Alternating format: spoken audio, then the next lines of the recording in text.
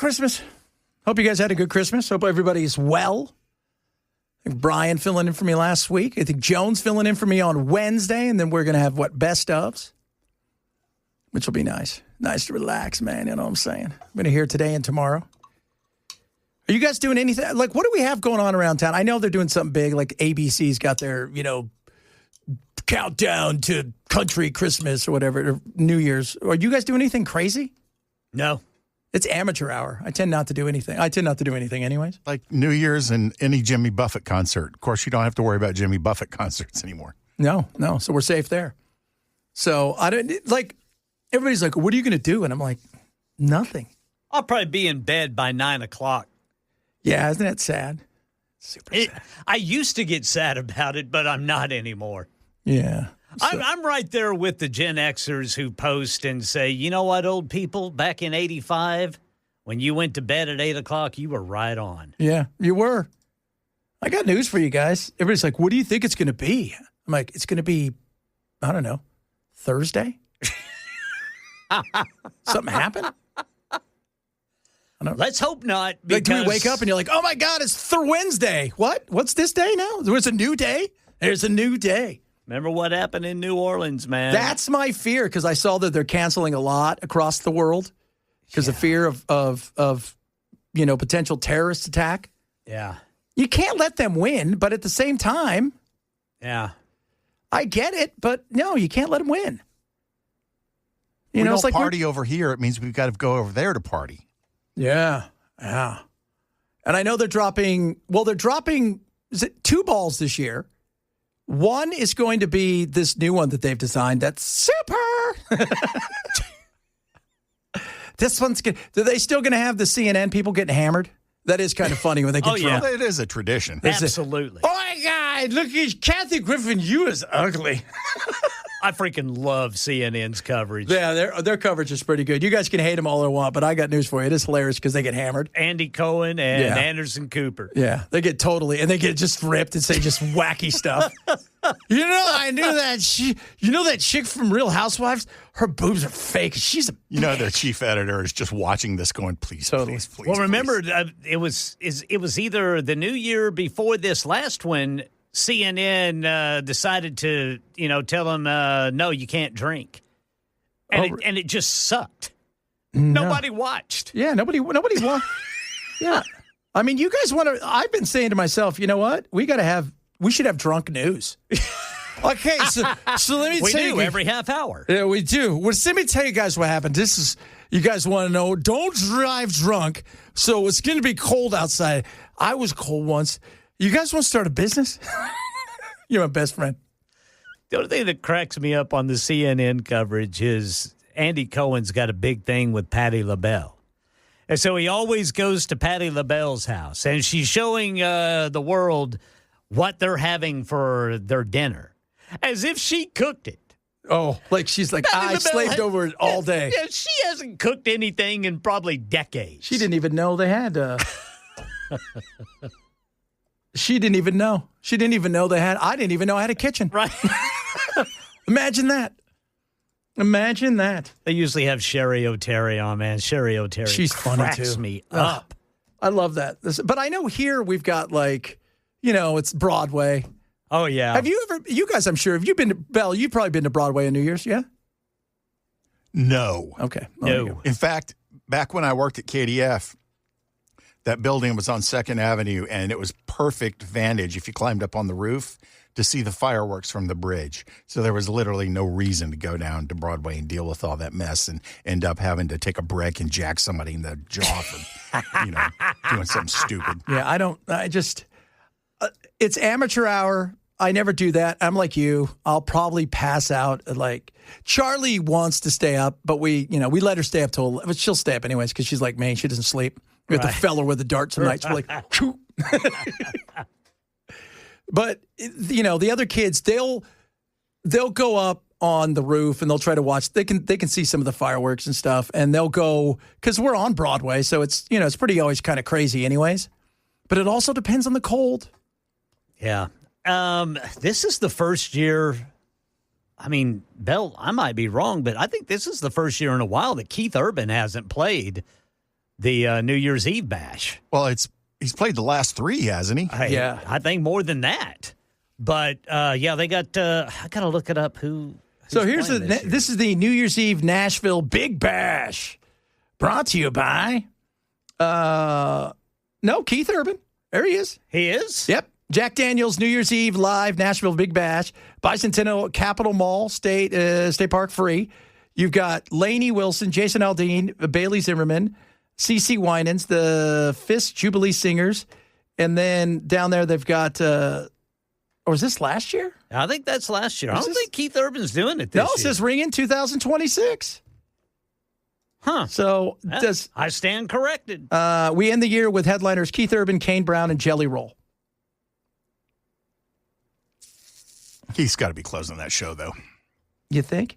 You know what? My son, there's last night Saturday night walking through the airport, and this is the beauty of living in Nashville, Music City. There's a dude in one of those restaurants in the airport. People are looking at him. Jack's like, he kind of filmed some of them. It's Hootie.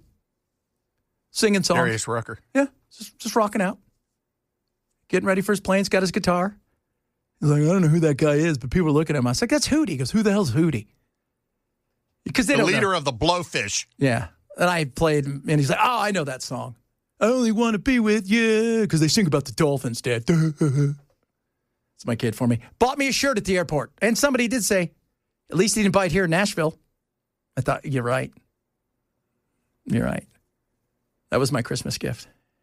Now you can go around and tell everybody that you're a skateboarder and you eat at Tony Hawk's restaurant. Tony Hawk. And apparently that restaurant is only in the airport. So I can't even go out there and get a burrito somewhere else. Can you imagine what the prices are since it's in the airport? $406 for burrito. That's why he's working hard, so he doesn't have to skateboard for the rest of his life. So yeah, that looks like it's going to be the Big Bash. Now that's the one downtown, right? That's a Centennial. That's a Centennial. The one on Broadway, which is the ABC one. So they're doing one that is supposed to have Bert Kreischer is hosting that one along with Hardy. You guys know who Hardy is? No. Yes. Yeah. Well, you should. Okay, who else is going to be there? So it's going to be at 2 places. So they're going to have some down in Broadway, and then they're going to go back and forth. I like Bert Kreischer. You like Bert? You guys know who Bert is, right? The comic? He's hilarious. I wish he'd keep his shirt on, but he's hilarious. No. So he's got a new. It's going to be basically him with a fake family, but it's about his life and him trying to be conformed to this regular life. It looks kind of funny. It's actually a real. I want to say it's not like it's going to be more of a sitcom, but it's on Netflix. So, and if you know anything about Bert takes his shirt off. And Bert and the great a lot. Actually, it's easier to say Bert sometimes will put a shirt on. Yeah. So, and Bert's a big boy, but he's not huge. And last year he got kind of ripped, but he's back to being kind of plumpy. But it's about him and his kids going to private school and kind of the real life that they have with his child Isla, who is hilarious. So, so Bert's going to host it along with Hardy. Who's Hardy? Is he country or is he rock? Both. I can't remember the song, but I'm almost positive it was on country. Okay. So, Kane Brown is awful, says one person. Jelly Roll's new music is garbage. So there's a winner. So you're not going, is what you're saying? A lot of Berts. So I like Kane Brown. He's all right. A lot of positivity on the text line today. I know. Good God. So, but I will be watching that from nowhere because I'm going to be watching whatever it is that I'm watching on the old television. We got football that night, right? Football. We got a little bit of football. I'm excited. We got the playoffs going on. So are the Chiefs really leaving Kansas City? Apparently, they are. Wow. They're getting a better deal. And again, this is about deals. So are they like moving from the Missouri side of Kansas City to the Kansas side? That's what they're doing. Okay. Probably getting a tax deal or something. That's exactly it. You know, who's going to fund this giant thing? We've won for a long time, so somebody give us something. Yeah. Are they still going to play in the same stadium? No. They're moving. They're building a whole new stadium. And they're going to give them everything they want. That's definitely tax money involved. Totally. And do I understand some tax money in certain things? Yes, a little. But the thing is, and if you're in a depressed area, right, like you're in Detroit, they needed to do something because Detroit's a mess. You could buy an entire block for like a nickel. I mean, nobody wants anything. There's nobody lives in Detroit anymore. There's crack houses in certain areas. So I understand throwing some money at some stuff, but some of these stadium deals, even here, I mean, everybody voted for it. And you got that stadium and you're thinking, how much is that really going to cost? And then what happens is they give all, like Buffalo's new stadium deal is supposed to be the worst in history. Yeah, it's $2.1 billion with no roof. Yeah. So, well, because the whole thing is they want that mystique is they play in the cold and that, the Bills Mafia, if you guys know anything about the Bills, if it snows and it's going to snow in January when they're playing in the playoffs and they're going to ask their fans, come clean the stadium for us, and they'll go and they'll move all of the snow out because that's who they are. But that guy gets everything. He gets like the parking. They are building it for him and the team. So the billionaire is going to get more than that. Where then you go and look at what they did in L.A., that guy paid for it. Kroenke paid for everything himself for that stadium.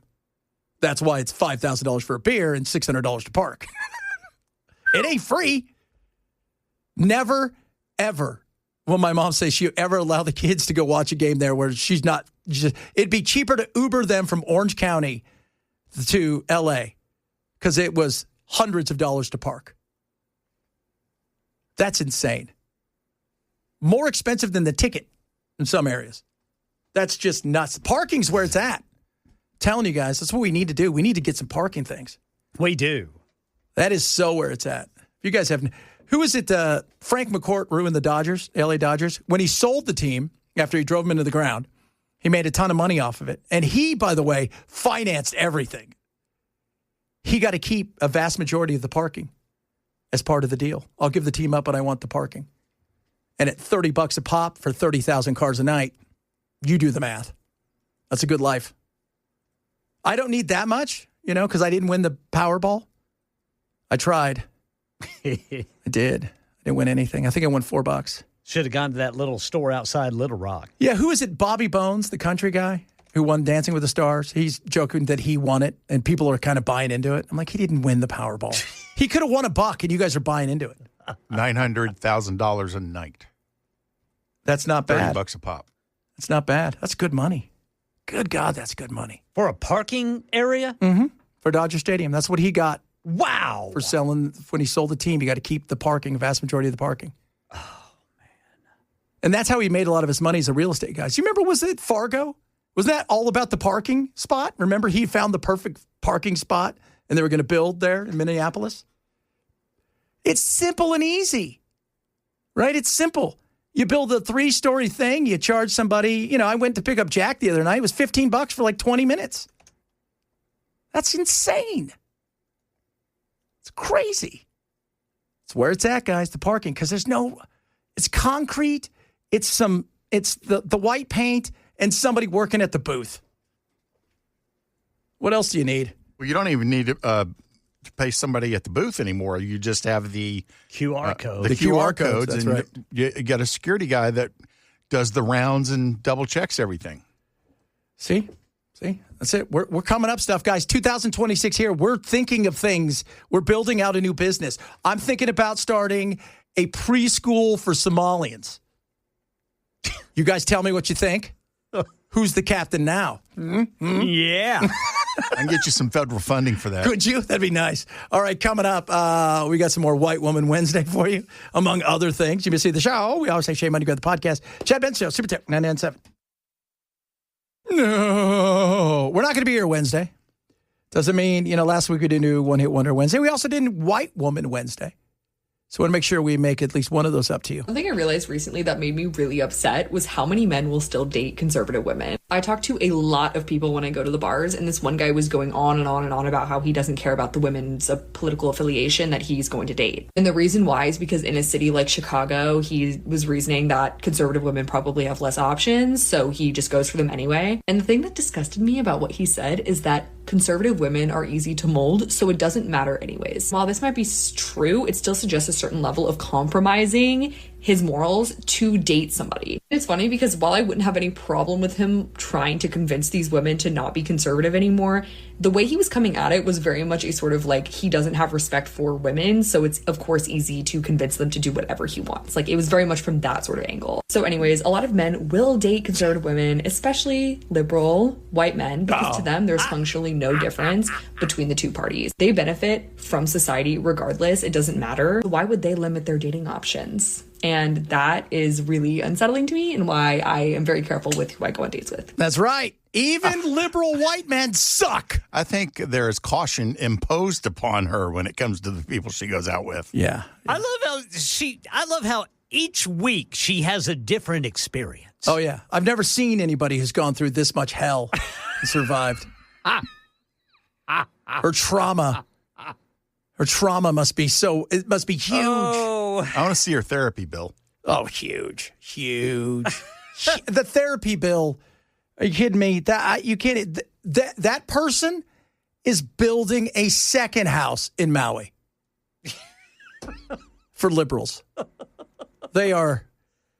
I just remember talking when Trump won the first time. We had a psychologist on and a therapist. We had a bunch of people, and they said, "Look, the reality of guys."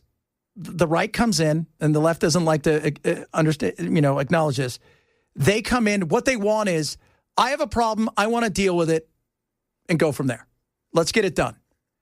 The left comes in, and every problem leads to a new problem, which leads to it. It's a never ending. It's all about the Olympics of being oppressed and being hurt and being just treated so poorly. Perpetual victimhood. Oh, Does she ever have anything positive that she talks about on that social media? No. It's just basically how much everybody sucks. She'll never say something like, man, I had a great party this weekend with my friends. Yeah.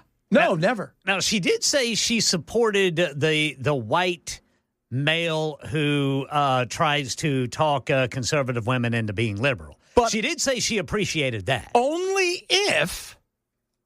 Only if they are doing it from their heart because they don't want them. Not if they're just dating them because they think they're hot. Right. We're guys. Okay? We look over and we see a hot chick. We're like, this chick's hot. And that's it. We don't think anything else. We don't think, I wonder what kind of trauma she's been through. I wonder if she's a vegan. We just think, wow, she's got a banging ass. Chad, honesty. That's what that is, kids. That's honesty right there. We're the easiest creatures to figure out. All right, here it is. We're like the shark. We eat, we swim, we make little babies. There's nothing else to us, guys. Okay, there isn't. We're not complicated. I don't always have to talk. It's like I see these women, sometimes I just want to, because what happens when a woman comes to you? It's just like, she wants to talk to you. First of all, it's going to last way longer than it should be. This could literally be an email. This could have been a text, right? Because we're 7 minutes into the conversation. I have no idea what's going on. Okay? I love my wife, but it's just, get on with it already. The second thing is, you don't ever, we want to fix stuff. If it's broken, we want to fix it. If there's a problem, we want to fix it. You just want us to hear about it. What? And even if we have an idea on how to fix it, you don't want to hear it. No, God, no. No. You just want us to know that we heard you had a problem. And we're just like, what do you want me to do about it? Nothing. I just wanted to tell you that. Are you going to fix it? No. I just want to tell you there's a problem. So nobody's fixing it. And then something goes wrong. What happens? We get blamed for it. Ugh. You know it, too. Guys are going to start texting and going, you're absolutely right. You don't want it fixed. Why are you even talking about it? Yeah, no doubt. It drives me crazy. It does. I'm telling you. It's the just tell me the story. Can you make it? Can you abbreviate it? I was watching a Family Guy the other day, and she had a dream, and she tried to tell Peter, and it was just crazy. And then she fell into a gorilla pit, and they were coming to kill her. And he goes, Lois, tell them about your dream. And she started talking about the dream, and all of them went away. She fell into a gorilla pit. As you do. She was at the zoo. She's all, tell them about your dream. Oh, my Lord. Oh, goodness me. All right, coming up. Who knows what we'll talk about? Whatever it is, it's going to be damn fun. That's who we are. Chad Benson, Super Talk 99.7. A lot of you guys are saying you're right on with that. I like this one. Marriage tip: when your wife's story's too long, hold your arms out and act like an airplane. It's a visual cue to land the plane. You're welcome. Mm-hmm. You think that's going to go over well? There's this guy that gives hilarious marriage tips online. I don't know if you guys might have seen him. He's hilarious. But he says crazy things like, let me give you a tip. When your wife is screaming and yelling, the best thing to do is tell her to calm down.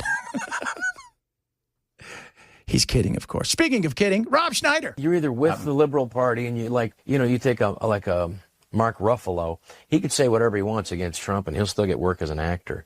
But if an actor like me or says anything or even questions or dares question the tribe of Democrats, that's it. You're out. You're out of Hollywood. Well, first, let's pull back here. Mark Ruffalo, he's a good actor, right? He plays pretend really well. He does. He takes serious his craft. He plays pretend really well because that's really what acting is. Acting is, why children the best actors? Because they play pretend better than anybody else. I like you, Rob, right? He's a good dude. Had him on my show numerous times. I don't know about you being that actor, all right? I've seen some of your movies. I love you, brother. I'm not saying that, you're a bad actor, but continue, sir. Did you know that before you opened your big mouth?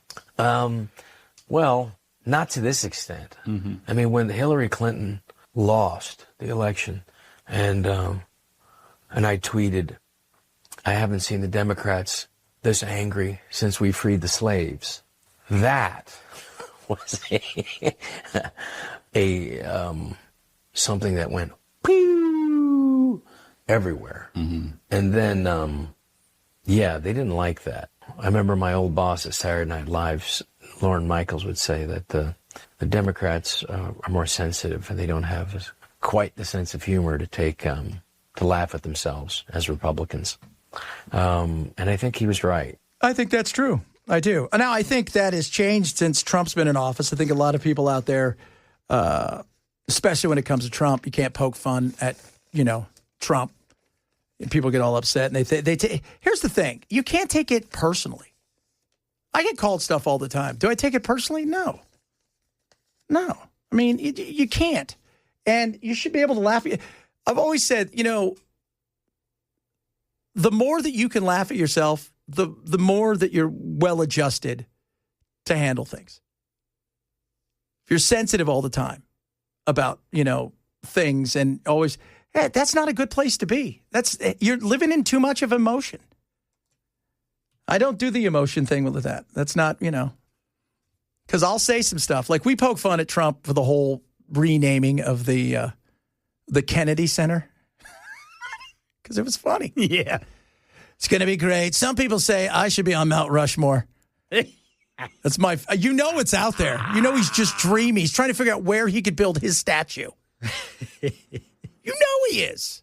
It's going to be great. It's going to be the best. My head's going to be bigger than everybody else's. It'll be twice as large as anyone else's. There'll be a cafe and a greeting card, festival of fun inside of it. You can go there. Make sure you go through the gift shop.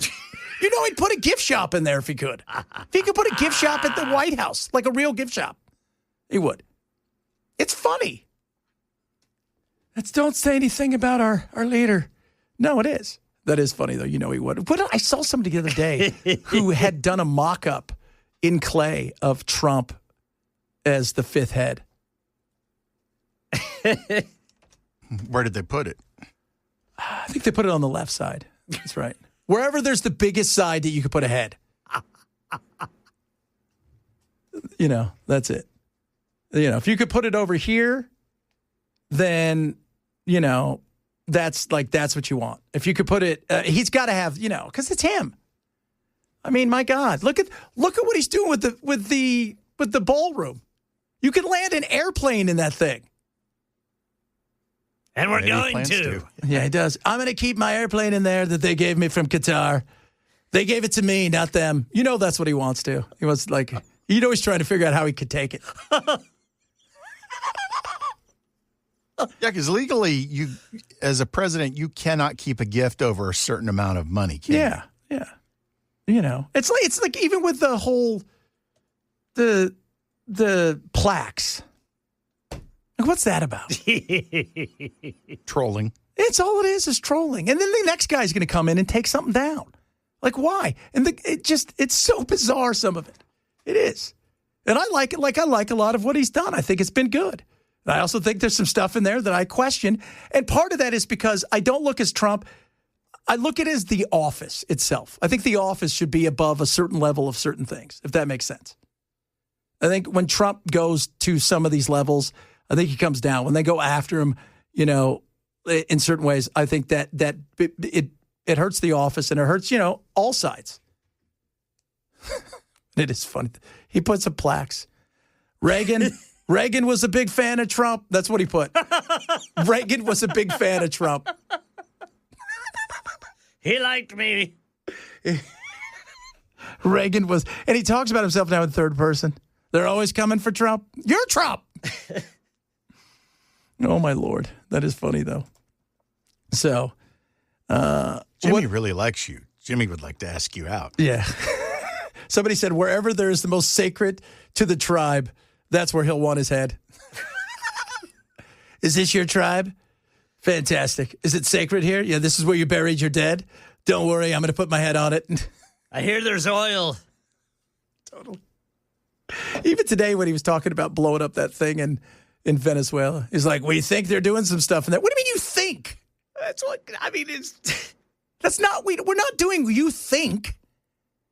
You have to know in certainty to even make that. And yes, we make mistakes, but you're like not even trying. It had nothing to do with drugs. It was him making a statement. Yeah. You are in our crosshairs. They let me push the button, too. It was pretty exciting. I did it on Christmas. Just like I blew up all those ISIS people. The people in Africa, like in Nigeria, they're like, there's no ISIS in this village. Not anymore. You're right. Oh, Chad, that's not very. There's not any village in this village anymore. Not any more village in the village. Man, you know it's tough out there when you're living in a village. You know, like it's tough. That's got to call into Mr. Beast for a well. That's right. Mr. Beast. Mr. Beast. I know Jimmy. He's a good friend of mine. Invited him to the White House. It's this cut from him, man, where he says, they load the boats up with drugs, so we hit all the boats, and now we hit the area. It's the implementation area. That's where they implement, and that is no longer around. Why would you not hit that first? He's just making stuff up. He is. This is what we do. I don't like the fact that Zelensky ordered an attack on the pooter. I think it's very bad. It's bad wrong. You know what? From what I understand, so all of those plaques, he wrote all of that stuff. He just dictated it to somebody. If you go look at the plaques, in the middle of it, it'll put capital letters, Biden crime family. And then it goes back to a regular. And he put the picture of the auto pen. Yeah.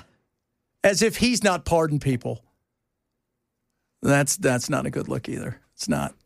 Oof. Again, I just want I think the presidency should be above kind of that, you know, line. And I think that when he does stuff like that, and again, he's the greatest troll we've had in politics. Oh, absolutely. Yeah. There'll never be another like him. No, which is what the Republicans are going to struggle with. Because no matter how much JD is, they're going to come after JD hard. He's not Trump. And even if Trump endorses him, you know, and look, yeah, I got a lot of MAGA friends. They're exhausted by this. You know, that's the other thing. Trump's got a shelf life when you work for him. Because it's exhausting. You've got a shelf life when you work for him. Yeah, everybody does. Dude, he's like some of the media, like, you know, the White House press corps. Yeah. They say he wears them out. Oh, yeah, absolutely. Like, he never sleeps. So he'll be up and around on, some of these trips around the world. They said he'll be up and around in the middle of the night, and all of a sudden he'll want to talk. Yeah, and he talks to anybody. So they got to get up and go up to where he is, and he starts talking. And it's funny because Trump will tell everybody how much he hates all the media. And then Jonathan Carl go, well, I called him on the phone. Yeah. Right? The night he won. And what did he do? He picked up. Right? He picks up the phone and he goes, and he talked to me for 20 minutes. Yeah. Yeah. He'll talk to anybody. Yeah. Somebody's calling. It's probably very important. They're going to get it wrong. But the whole thing, and now he's threatening to sue because there was like a jazz band that didn't play the Christmas concert. Right. Yes. Yeah, they didn't play the Kennedy Center. So now they're threatening. He's threatening. He's going to sue him. Well, for what? Because they didn't want to play the Kennedy Center because you put your name on it. And my favorite thing, though, is his reaction. I can't believe I was nominated for this. You nominated yourself. Well, this is my surprise face. It is. It's funny. And then everybody runs around. Now, Congress, in theory, has to do it. And the Kennedy family wasn't thrilled. No, they're... including Bobby wasn't thrilled either. He was like, this is a posthumous thing that was given to Unc here, right? Yeah, and RFK, he's getting enough grief from the family. Yeah. He doesn't need any more. Yeah, he is getting enough. He is totally getting enough from the family. I can't believe this is happening. People keep saying he should run for president again. I know. He's past his... He's past that. They'll bring that bear. That bear story. The worms in your brain and the bear story are enough to say no. That bear story. Yeah. And I just... Somebody ran over it with a bike. And I brought it in the back of my truck or my van or whatever it was. And then I remembered, oh, my God, I have to go to the airport because I'm flying somewhere. So I'll just dump it in Central Park. Which is probably not that uncommon. Who says that, though? Right? It's like, what's her name? She wrote her book. She goes, do you think I should put the, which immigration Barbie? Do you think I should put the fact that I shot the dog in there? Oh, no. I'm going to. Yeah, I'm going to do it anyway. And then I'm going to run for president. Well. Yeah, this is going to go over well. That didn't go over well, by the way. Giant brain worm. That was right. Giant brain worm. So, giant brain worm. Super brain worm. Goodness me. But I do, the Republicans, you guys are going to struggle. All right. Big time. Because the MAGA people, the letdown is like after the guy. Like, Freddie Mercury, once he was gone, you could put Adam, whatever his name, up there. It ain't the same. Nope. The only person that would have gotten away with something somewhat entertaining enough where you can go, would have been George Michael. Even though it wasn't, the voices didn't sound the same. Right. At least he was big enough. But Adam Lambert, sorry. And J.D. Vance, you don't want to become that Adam Lambert. And Ted Cruz is thinking about running. Oh, God, please. Please, please, please. But he's a good conservative. Yeah. Nobody likes him. Even if they like him, they don't like him. That makes sense. You're like, Like, at least with Trump, you're like, he drives me crazy, but he's funny. So there's that, right? And just when I think I can't stand him, he says something funny. Like, they put it on the boat, they take it off the boat, maybe they put it on the boat, then there was a boat, and then there was, and we blew the thing up. It was for implementation. It was where they implement. It's so true. All right, we're going to wrap it up straight ahead. I don't know if Cam's going to come in or not because Matt is not here. Matt is off this week. I saw him earlier. He did. He was just coming by for some, but you didn't see him. That's what I was told.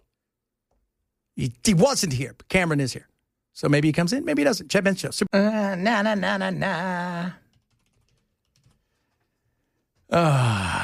Wrapping it up. Cameron in. Matt off this whole week. It's going to be great. Matt's off. Can enjoy himself. Doesn't want the terrorists to win. That's why we're going to bomb Iran again. You don't want the terrorists to win, do you?